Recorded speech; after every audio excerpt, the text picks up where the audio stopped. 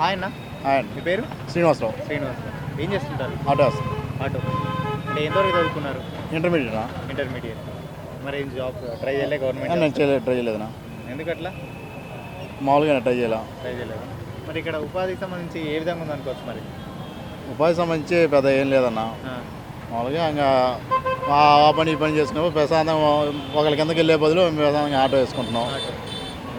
అంటే గవర్నమెంట్కి జాబ్స్కి సంబంధించి ఏపీలో ఎక్కడ వేసిన గోంగడ అక్కడే అన్నట్టుగా ఒకటి వినిపిస్తుంది వార్త. మరి ఎట్లుంది అనుకో? నిజమే కన్నా. మరి ఒకప్పుడు చంద్రబాబు నాయుడు ఉన్నప్పుడు ఎక్కడైనా జాబులు వచ్చాయనే అవకాశం ఉంది. ఇప్పుడు వైసీపీ వచ్చిన కానీ జాబులు ఏమైనా ఉన్నాయా? ఏమీ లేవు. జాబులు లేవంటారు. జాబులు లేవు.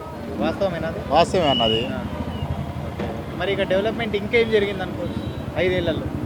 మనం చూసారు కానీ రోడ్లు ఎట్టున్నాయో ఆ. ఇంకా అదే డెవలప్మెంట్ వాళ్ళ గురించి చెప్పాలంటే ఏడ పెట్టిన కొంతలో.